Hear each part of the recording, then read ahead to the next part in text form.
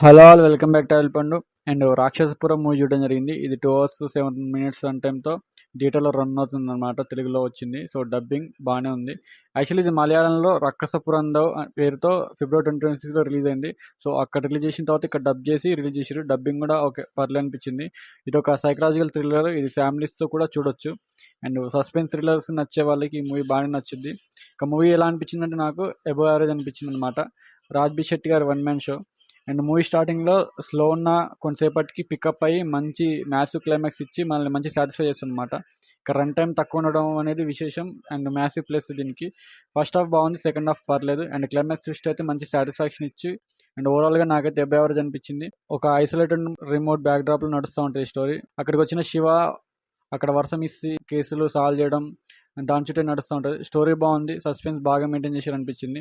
Climax వీళ్ళన్నీ కూడా బాగా reveal చేశారు. రివీల్ చేసే విధానం నచ్చింది నాకైతే. ఎమోషనల్ కనెక్షన్ బాగుంటుంది. అండ్ పాపకి హీరోకి మధ్య వచ్చే ఎమోషనల్ సీన్స్ కానీ కనెక్షన్ కానీ మనకి మెప్పిస్తాయి.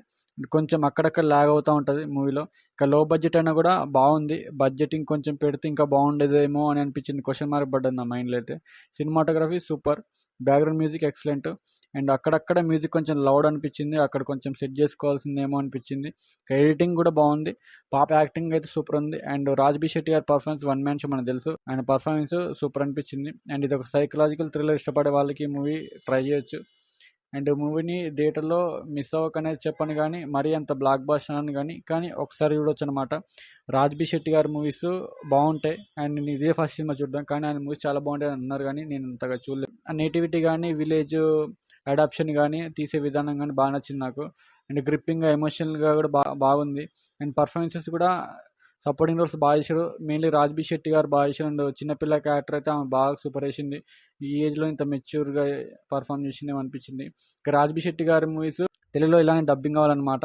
సో ఆయన మూవీస్ అయితే వెయిట్ చేస్తున్నా ఇంకొన్ని వస్తే బాగుంటుందని చెప్పేసి.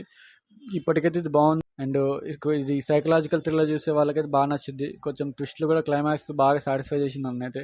సో ఈవెన్చువల్లీ ఫస్ట్ హాఫ్ కొంచెం ల్యాగ్ ఉండి కొంచెం స్టార్ట్ అవ్వడానికి గ్రిప్పింగ్ అవ్వడానికి కొంచెం టైం పడుతుంది. కొంచెం ల్యాగ్ ఉండడం వల్ల ఫస్ట్ హాఫ్ కొంచెం కొంచెం పేషెన్స్తో చూడాలా. కానీ కూర్చొని చూస్తే మాత్రం బాగానే అనిపిస్తుంది. అండ్ మ్యూజిక్ డిఓపి అంత బాగానే ఉంది. పర్ఫార్మెన్సెస్ కూడా అందరివి బాగున్నాయి. ఇక నెగిటివ్ అంటే కొంచెం కేర్ తీసుకొని ఇంకొంచెం గట్టిగా రాస్తే బాగుండు, ఇంకొంచెం గట్టిగా బడ్జెట్ పెడితే బాగుండు అనిపించింది.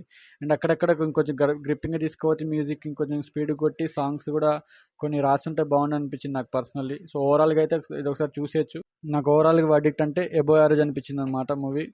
అండ్ చూసిన తర్వాత ఏమనిపించింది కింద కామెంట్ చేయండి. Love you all, signing off, by by and happy Sunday.